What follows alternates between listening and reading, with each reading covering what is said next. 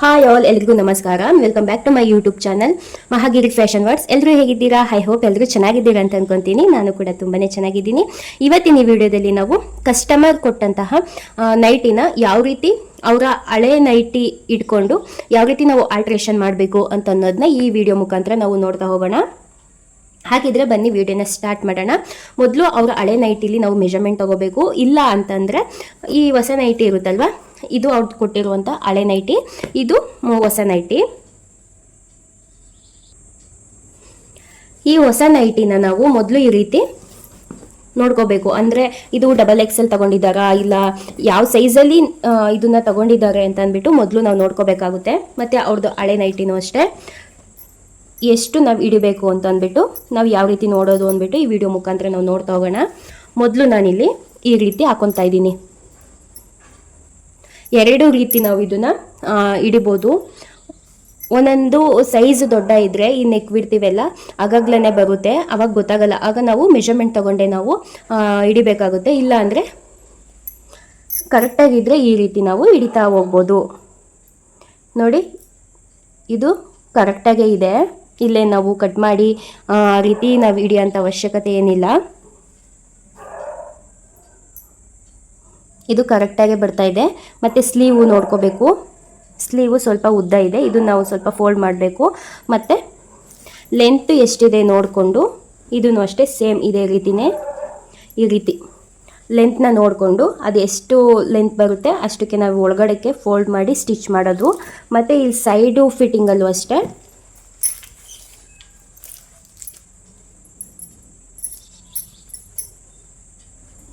ಈ ರೀತಿ ನಾವು ಇಟ್ಕೊಂಡ್ರೆ ನೋಡಿ, ಈ ಕಂಕ್ಲಿಂದು ಸ್ಲೀವ್ ಅಟ್ಯಾಚಿಂಗ್ ಬರುತ್ತಲ್ಲ ಅದು, ಮತ್ತು ಇದು ಈ ರೀತಿ ನಾವು ಇಟ್ಕೊಂಡ್ರೆ ನಮಗೆ ಗೊತ್ತಾಗ್ಬಿಡುತ್ತೆ.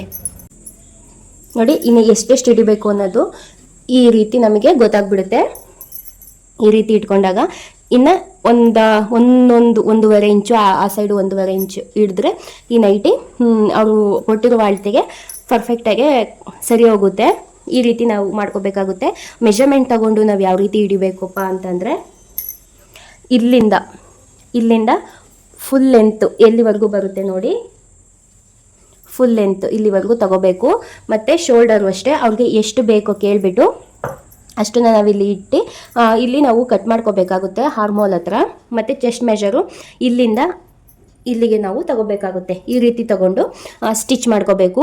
ನಾನು ಇದನ್ನು ಸ್ವಲ್ಪ ಇಲ್ಲಿ ಸ್ಲೀವ್ ಕಮ್ಮಿ ಬೇಕು ಮತ್ತು ಶೋಲ್ಡರ್ ಸ್ವಲ್ಪ ಕಮ್ಮಿ ಬೇಕು ಅಂತ ಹೇಳಿರೋದ್ರಿಂದ ನಾನಿಲ್ಲಿ ಮೆಷರ್ಮೆಂಟ್ ಪ್ರಕಾರ ನಾನಿಲ್ಲಿ ನೈಟಿನ ಕಟ್ ಮಾಡ್ತಾ ಇದ್ದೀನಿ. ಅಂದರೆ ರೆಡಿ ನೈಟಿನ ನಾವು ಮತ್ತೆ ಮೆಷರ್ಮೆಂಟ್ ಪ್ರಕಾರ ಕಟ್ ಮಾಡಿ ಅವ್ರಿಗೆ ಸ್ಟಿಚ್ ಮಾಡಿಕೊಡ್ಬೋದು. ಈಗ ನಾನು ಈ ನೈಟಿನ ಈ ರೀತಿ ಫೋಲ್ಡ್ ಮಾಡ್ಕೋತೀನಿ. ಸಮನಾಗೆ ಫೋಲ್ಡ್ ಮಾಡ್ಕೋಬೇಕು. ಈ ರೀತಿ ಸಮನಾಗಿ ಫೋಲ್ಡ್ ಮಾಡ್ಕೊಂಡ್ಮೇಲೆ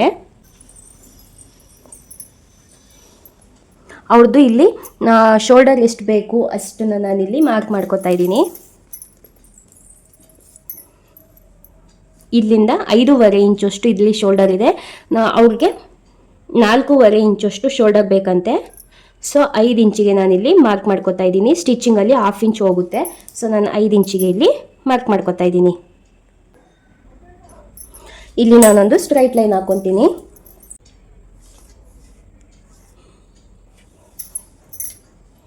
ಕರೆಕ್ಟಾಗಿ ಹಾರ್ಮೋಲ್ ಹತ್ರನೇ ಬರಬೇಕು ಅದು ಸ್ಟ್ರೈಟ್ ಲೈನು. ಆ ರೀತಿ ಹಾಕೋತಾ ಇದ್ದೀನಿ. ನೋಡಿ, ಇದೇ ರೀತಿನೇ ನಾವು ಕಟ್ ಮಾಡಿ ಸ್ಟಿಚ್ ಮಾಡಿದ್ರೆ ಯಾವುದೇ ರೀತಿ ಪ್ರಾಬ್ಲಮ್ ಬರೋದಿಲ್ಲ. ಮತ್ತು ಇಲ್ಲಿಂದ ಇಲ್ಲಿಗೆ ನಾನು ಒಂದು ಶೇಪ್ ಕೊಟ್ಕೊತೀನಿ. ನೋಡಿ, ಒಂದು ಶೇಪ್ ಕೊಟ್ಕೊಂಡೆ. ಇದನ್ನು ನಾವೀಗ ಕಟ್ ಮಾಡ್ಕೊಳ್ಳೋಣ.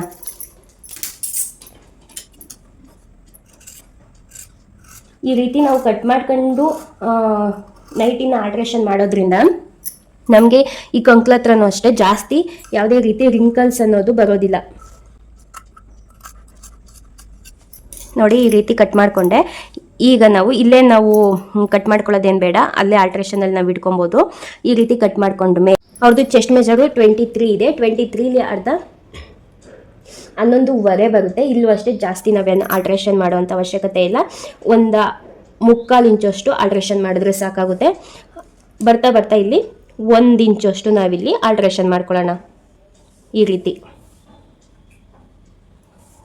ಕಾಣ್ತಾ ಇರ್ಬೋದು ನಾನು ಮಾರ್ಕ್ ಮಾಡಿರೋದು ಈ ರೀತಿ ಆಲ್ಟ್ರೇಷನ್ ಮಾಡ್ಕೊಬೇಕು. ಬನ್ನಿ ಯಾವ ರೀತಿ ಆಲ್ಟ್ರೇಷನ್ ಮಾಡೋದು ಅಂದ್ಬಿಟ್ಟು ಇವಾಗ ನೋಡೋಣ. ನೋಡಿ ಫ್ರೆಂಡ್ಸ್, ಇವಾಗ ನಾನು ಮೊದಲು ಸ್ಲೀವ್ನ ಫೋಲ್ಡ್ ಮಾಡ್ಕೊಂಡ್ಬಿಡ್ತೀನಿ. ಮೊದಲು ನಾನಿಲ್ಲಿ ಒಂದು 1/4 ಇಂಚಿನಷ್ಟು ನಾನು ಮೊದಲು ಫೋಲ್ಡ್ ಮಾಡ್ಕೊತಾ ಇದ್ದೀನಿ.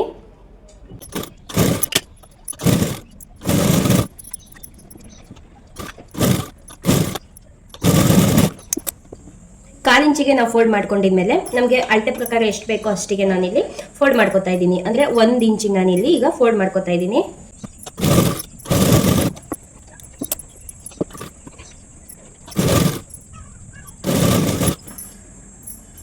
ಈ ರೀತಿ ಸ್ಲೀವ್ನ ನಾವು ಅಟ್ಯಾಚ್ ಮಾಡ್ಕೊಂಡ್ಮೇಲೆ ಈಗ ಇದನ್ನ ತಗೊಬೇಕು.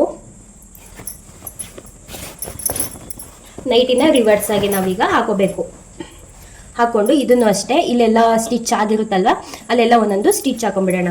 ಫಿಟ್ ಆಗಿರುತ್ತೆ ಮತ್ತು ಬೇಗ ಕಿತ್ತೋಗಲ್ಲ ಅನ್ನೋದಕ್ಕೋಸ್ಕರ ಅಷ್ಟೇ ಈ ರೀತಿ ಒಂದೊಂದು ಸ್ಟಿಚ್ ಹಾಕೊತೀನಿ. ಸ್ಟಿಚ್ ಹೆಂಗೆ ಬಂದಿರುತ್ತೋ ಅದೇ ರೀತಿನೇ ನಾವು ಸ್ಟಿಚ್ ಹಾಕೋಬೇಕು.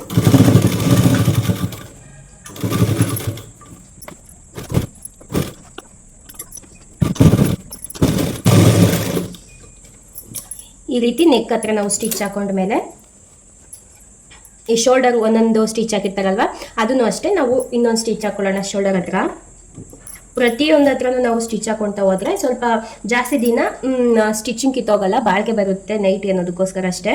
ಇಲ್ಲಾಂದರೆ ಬೇಗನೆ ಒಂದೊಂದೇ ಸ್ಟಿಚ್ ಅಲ್ವಾ ಹಾಕಿರೋದವು ಬೇಗ ಕಿತ್ಕೊಂಡ್ಬಿಡುತ್ತೆ. ಈ ರೀತಿ ಶೋಲ್ಡರ್ಗಳನ್ನೂ ಕೂಡ ನಾವು ಸ್ಟಿಚ್ ಹಾಕೊಂಡ್ಮೇಲೆ ಸ್ಲೀವ್ನ ಅಟ್ಯಾಚ್ ಮಾಡ್ಕೋಬೇಕು. ಈಗ ಈ ರೀತಿ ಇಟ್ಕೊಂಡು ನಾವು ಸ್ಲೀವ್ನ ಅಟ್ಯಾಚ್ ಮಾಡ್ಕೊಳ್ಳೋಣ. ಇದಕ್ಕೇನು ಫ್ರಂಟು ಬ್ಯಾಕು ಮತ್ತು ಲೆಫ್ಟ್ ಸೈಡಿಂದ ಅನ್ನೋದೇನಿರೋದಿಲ್ಲ. ಆರಾಮಾಗೆ ನಾವು ಟೆನ್ಷನ್ ಇಲ್ದಂಗೆ ನಾವು ಸ್ಲೀವ್ನ ಅಟ್ಯಾಚ್ ಮಾಡ್ಕೋಬೇಕು.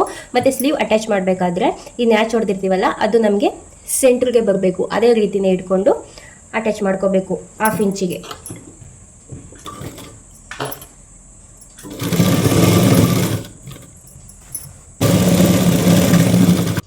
ನೋಡಿ ಎರಡೂ ಕಡೆ ನಾನು ಸ್ಲೀವ್ನ ಅಟ್ಯಾಚ್ ಮಾಡಿಕೊಂಡೆ. ನೋಡಿ ಸ್ಲೀವ್ನ ನಮಗೆ ಇಲ್ಲಿ ಅಗಲ ಎಷ್ಟು ಬೇಕೋ ಅಷ್ಟಕ್ಕೆ ನಾವಿಲ್ಲಿ ಮಾರ್ಕ್ ಮಾಡ್ಕೋಬೇಕು.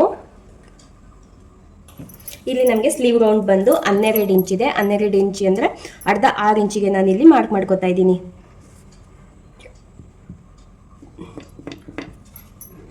ಆರು ಇಂಚಿಗೆ ನಾನಿಲ್ಲಿ ಮಾರ್ಕ್ ಮಾಡ್ಕೊಂಡಿದ್ಮೇಲೆ ಈಗ ಸೈಡು ಫಿಟ್ಟಿಂಗ್ ಕೊಟ್ಕೋಬೇಕು.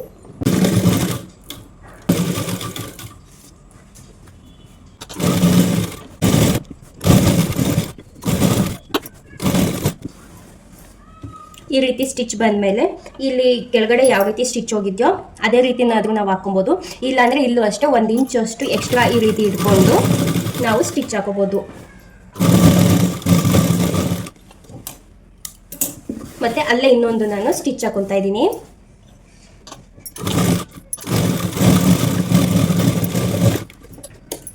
ಇದೇ ರೀತಿ ಈ ಸೈಡು ಕೂಡ ನಾವು ಸ್ಟಿಚ್ ಹಾಕೊಳ್ಳೋಣ. ಕರೆಕ್ಟಾಗಿ 6 ಇಂಚಿಗೆ ನಾನಿಲ್ಲಿ ಮಾರ್ಕ್ ಮಾಡಿಕೊಂಡು ಸ್ಲೀವ್ನ ಫಿನಿಶಿಂಗ್ ಕೊಟ್ಕೊತೀನಿ.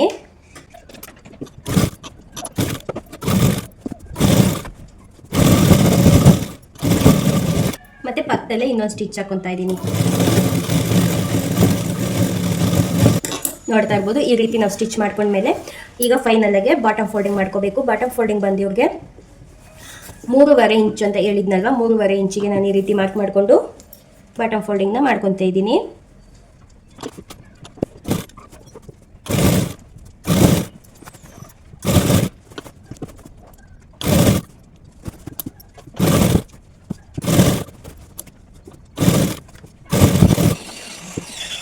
ನೋಡಿದ್ರಲ್ಲ ಫ್ರೆಂಡ್ಸ್ ಯಾವ ರೀತಿ ನಾನು ಸ್ಟಿಚ್ ಮಾಡಿದೆ ಅಂದ್ಬಿಟ್ಟು. ಇದನ್ನು ಈ ರೀತಿ ರಿವರ್ಸ್ ಮಾಡಿಕೊಂಡ್ರೆ ಸ್ಟಿಚಿಂಗ್ ಫುಲ್ ಕಂಪ್ಲೀಟ್ ಆಗಿದೆ. ಇದು ಯಾವ ರೀತಿ ಬರುತ್ತೆ ಅಂದ್ಬಿಟ್ಟು ತಮ್ಮೇಲಲ್ಲಿ ಹಾಕಿದ್ದೀನಿ, ನೋಡ್ಬೋದು. ತಮ್ಮೇಲಲ್ಲಿ ಯಾವ ರೀತಿ ಬಂದಿದೆಯೋ ಅದೇ ರೀತಿನೇ ಫಿಟ್ಟಿಂಗ್ ಕೂಡ ಕೂತಿದೆ. ಎಲ್ಲರಿಗೂ ಕೂಡ ಈ ವಿಡಿಯೋ ಇಷ್ಟ ಆಯಿತು ಅಂತ ಅನ್ಕೊತೀನಿ ಫ್ರೆಂಡ್ಸ್. ಇಷ್ಟ ಆಗಿದ್ರೆ ಪ್ಲೀಸ್ ನನ್ನ ಚಾನಲ್ನ ಸಬ್ಸ್ಕ್ರೈಬ್ ಮಾಡ್ಕೊಳ್ಳಿ. ಹಾಗೆ ಇದೇ ರೀತಿ ಇನ್ನಿತರ ವೀಡಿಯೋಗಳನ್ನ ನಾನು ಮಾಡಬೇಕು ಅಂತ ಅನ್ನೋದಾದರೆ ಯಾವ ವಿಡಿಯೋ ಮಾಡಬೇಕು ಅನ್ನೋದನ್ನ ಕಮೆಂಟ್ ಮೂಲಕ ತಿಳಿಸಿ ಅಂತ ಕೇಳ್ಕೊಳ್ತಾ ಈ ವಿಡಿಯೋನ ಇಲ್ಲಿಗೆ ಎಂಡ್ ಮಾಡ್ತಾ ಇದ್ದೀನಿ. ಎಲ್ಲರಿಗೂ ಕೂಡ ಟೇಕ್ ಕೇರ್, ಬೈ. ನೆಕ್ಸ್ಟ್ ವಿಡಿಯೋದಲ್ಲಿ ಸಿಗೋಣ.